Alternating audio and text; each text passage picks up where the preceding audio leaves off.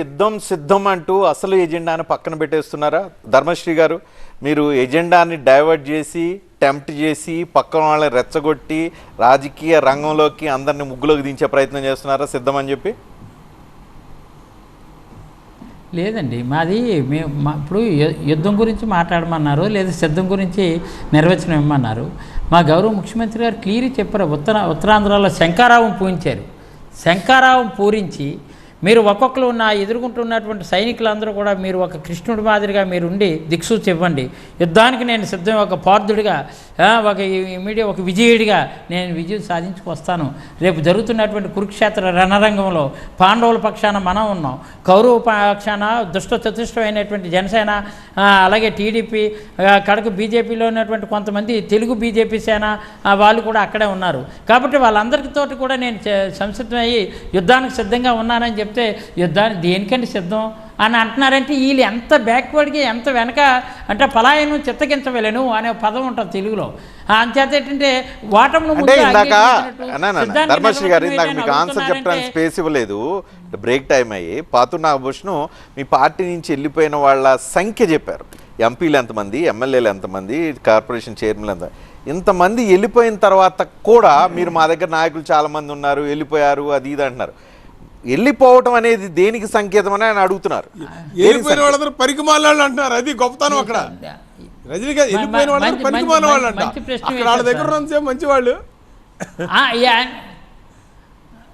ఇప్పుడు వీళ్ళే వైఎస్ఆర్ కాంగ్రెస్ పార్టీలో ఉన్నటువంటి వాళ్ళందరూ కూడా ఇంత తినేసారు అంత తినేసారు, దోపిడీ చేశారు, దొంగతనం చేశారు, ఇదాన్ని ఎన్నో అవాకులు చేసిన వాళ్ళు మా దగ్గర నుంచి వెళ్ళిపోయిన వెంటనే వాళ్ళు పనికొచ్చిన వాళ్ళు ఎలాగైపోయారండి అనుకుందాం.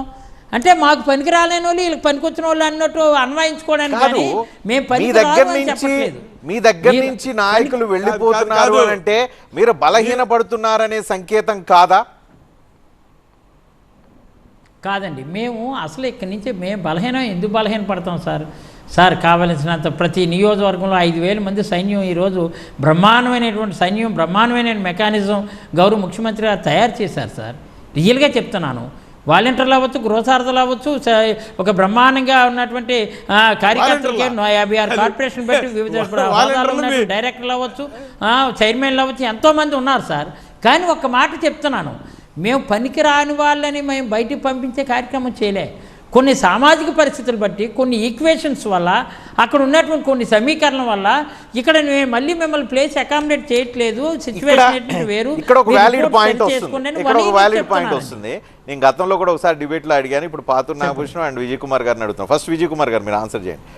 మీరు వైఎస్ఆర్ కాంగ్రెస్ పార్టీలో అవినీతి పరులు ఉన్నారు, దోచుకున్న వాళ్ళు ఉన్నారు, కబ్జాకారులు ఉన్నారు, ఇవన్నీ చెప్తూ వచ్చారు.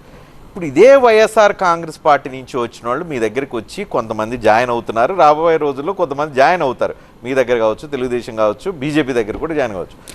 మరి వైసీపీలో ఉంటే వాళ్ళు దుర్మార్గులు, మీ దగ్గరికి వస్తే పునీతులు ఎట్లా అవుతారు? వైసీపీ నుంచి బయటకు వచ్చినంత మాత్రాన బలహీనపడిపోయింది, మీరు బలపడిందని ఎట్లా చెప్తారు? విజయ్ కుమార్ గారు ఫస్ట్ మీరు జస్టిఫికేషన్ చెప్పండి. చాలా మంచి ప్రశ్న వేశారండి. అదే చాలా క్లారిటీ, ఈరోజు ప్రజలకి క్లారిటీ ఇవ్వాలి కూడా రజనీకాంత్ గారు. వైసీపీలో నుంచి ఎవరైతే మరి కబ్జాలు చేశారో వాళ్ళు ఎవరూ బయటికి వెళ్ళరండి. ఎందుకంటే వాళ్ళ మైండ్ సెట్, వాళ్ళ నాయకుడి మైండ్ సెట్ వాళ్ళందరూ ఒకటే, అది గుర్తుపెట్టుకోండి. ఎవరైతే మంచి వాళ్ళు ఉన్నారో వాళ్ళకి ధైర్యం వస్తుంది. అలాగే ఏ పార్టీలోకి, మా జనసేన పార్టీలోకి రావాలి అంటే 100% నేను మంచోడిని కాబట్టి వాళ్ళు ఆదరిస్తారనే ధైర్యం ఉంటేనే మా గేటు వాళ్ళు వాళ్ళు మా గేట్ని వచ్చి మా గేట్ దగ్గరికి వస్తారు, మా పార్టీలోకి వస్తారు. Point number 1. రెండో పాయింట్, ఎవరైతే వాళ్ళు మంచోళ్ళు అయ్యి వీళ్ళు పనికిరారు, మనం చెప్పింది చేయరు అన్న వాళ్ళు మాత్రమే పక్కన పెట్టారు. ఉన్న వాళ్ళందరినీ తీసుకొని వాళ్ళకి మళ్ళీ సీట్లు అక్కడెక్కడ ఇచ్చుకున్నారు. కాబట్టి వాళ్ళు ఎవరు బయటికి రారు, బయటకు వచ్చినా ఎవరు వాళ్ళని ఆదరించాలని తెలుసు. కాబట్టి ఈరోజు వైఎస్ఆర్సీపీలో అవినీతి పరులందరూ అలా ఉండిపోయారు. మీకు చాలా like minded people will travel in the same. Me open చెప్తున్నానండి, బయటకు వచ్చిన వాళ్ళందరూ మంచోళ్ళు, బయటకు వచ్చిన వాళ్ళందరూ ఇదని నేను అన్నట్లా. ఈ రోజు కంపారిజన్ రైటో రాంగో తెలియదు కానీ ఒక కంపారిజన్ చేస్తాను. రైటో రాంగో మీరే చెప్పండి. తెలంగాణ ఎలక్షన్ జరుగుతున్న టైంలో పొలోమని బీఆర్ఎస్ లోకి చాలా మంది వచ్చారు, కానీ బీఆర్ఎస్ కు ఓడిపోయింది. జాయినింగ్స్ అనేది ఒక పార్టీ బలహీనతకు, ఒక పార్టీ బలానికి ఎలా సంకేతం అవుతుంది? కొలమానం కాదు. మీరు చాలా మంచి ప్రశ్నలు వేస్తున్నారు రజనీకాంత్ గారు. ఉండన్నా అన్న ఉండన్నా, నువ్వే మాట్లాడతావు పొద్దున్న లేస్తే. నేను అంటుంది చాలా మంచి ప్రశ్నలు వేశారు. జాయినింగ్స్ మా దగ్గరకు వస్తున్నారు కాబట్టి మేము బలపడిపోయామని ఎక్కడ కూడా పవన్ కళ్యాణ్ గారు, మనోహర్ గారు, లేకపోతే మేము ఎక్కడ చెప్పలా.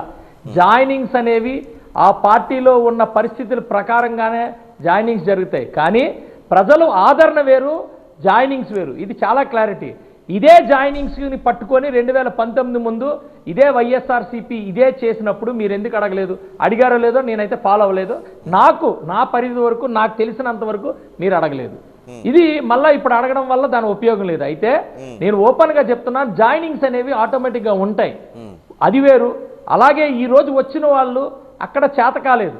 ఏం చేత కాలేదు? వాళ్ళు ఈరోజు మా దగ్గర ఇక్కడ వంశీ ఉన్నాడు. వాస్తవానికి వంశీ వైఎస్ఆర్సీపీ పునాదుల నుంచి వచ్చినోడు, వైఎస్ఆర్సీపీ పునాదుల నుంచి ఖర్చు పెట్టుకుని వచ్చినోడు. ఆయన నాయకత్వంలో ఇదే ధర్మశ్రీ గారు అప్పుడు కాంగ్రెస్లో ఉండేవాడు, తర్వాత వచ్చి పార్టీ కోసం వైఎస్ఆర్సీపీ పార్టీలో జాయిన్ అయ్యాడు. కానీ ఏ రోజు వంశీ ఎక్కడ కూడా ఒక్క మాట పల్లెత్తిని తప్పుడు మాట మాట్లాడలేదు. మా అన్న ప్రాస భాషగా మార్చుకున్నాడు. అయితే నేనేమంటాను, ప్రాస ధ్యాస దాటితే ప్రాస ధ్యాస మారితే భాష గుణపమై గుచ్చుకుంటుంది. దయచేసి గుర్తుపెట్టుకోండి. అయితే నేను ఇక్కడ ఏం మాట్లాడుతున్నానంటే, మా అన్న చాలా గొప్పగా ఉత్తరాంధ్ర శంకారావం పూరించారు. అదే మీ గొప్ప అంటే, డమ్మీ శంకారావం పూరించిన వాళ్ళు మీకే అంత గొప్ప ఉంటే, డమ్మీ బొమ్మల్ని కొట్టి సునకానందం పొందే వాళ్ళు మీరే అంత యుద్ధానికి సిద్ధమంటే, నిజంగా మీ అరాచకాలకి మీ అకృత్యాలకి మేము 5 సంవత్సరాల నుంచి గుండెలు ఇలా మరొక అల్లూరి సీతారామరాజు లాగా మేము ఇలా గుండెలు ఇలా ఓపెన్ చేసి చూపించాం. మమ్మల్ని తప్పుడు కేసుల్లో అన్యాయంగా జైల్లో పెట్టినా వచ్చాం. ఎవరిది డమ్మి, ఎవరు నిజంగా యుద్ధానికి సిద్ధమో చెప్తారు. నేను అంటుంది ఏంటంటే, నేను ఇప్పటికీ కూడా చెప్తున్నాను, ధర్మశ్రీ గారు, నేను డైరెక్ట్ గా అడుగుతున్నా. మీరు ఇందాక చాలా మాటలు మాట్లాడారే. ఉండన్నా కన్వీనియంట్ కాదు, ఉండు. నీలాగే నేను ప్రాస మొదలెడతాను, ఏమి ఇబ్బంది లేదు. నువ్వు ఖాళీగా ఉన్నావు, ఎమ్మెల్యే అయ్యి ఖాళీగా ఉన్నావు కాబట్టి నువ్వు ప్రాస మీద ధ్యాస పెట్టావు. నేను ప్రజల కోసం పోరాటాను కాబట్టి నాకు ప్రాస మీద ధ్యాస లేదు. నేను ఇప్పుడు అడుగుతున్నా, నువ్వు ఏదో చెప్తున్నావు కదా, రీలొకేట్ చేస్తున్నారు వాళ్ళు ఇంకా బాగా చూసుకుంటున్నారు. నేను అంటున్నా, నీ దగ్గరికి అమరు తీసుకొస్తానంటే నువ్వు ఎందుకు అడ్డావు? నీకు కూడా ఎమ్మెల్సీయో ఏ రాజ్యసభ ఇస్తారు కదా, నువ్వెందుకు అడ్డావు? నీ దగ్గరికి వస్తే నీతో ఒకట, వేరే వాడి దగ్గరికి వెళ్తే నీతో ఒకట. నేను ఈ రోజు చెప్తున్నా, నీ రోజు ఆ రోజు మంత్రి ఇవ్వలేదని చెప్పి నువ్వు ఎన్ని నాటకాలు ఆడావు. ఈ రోజు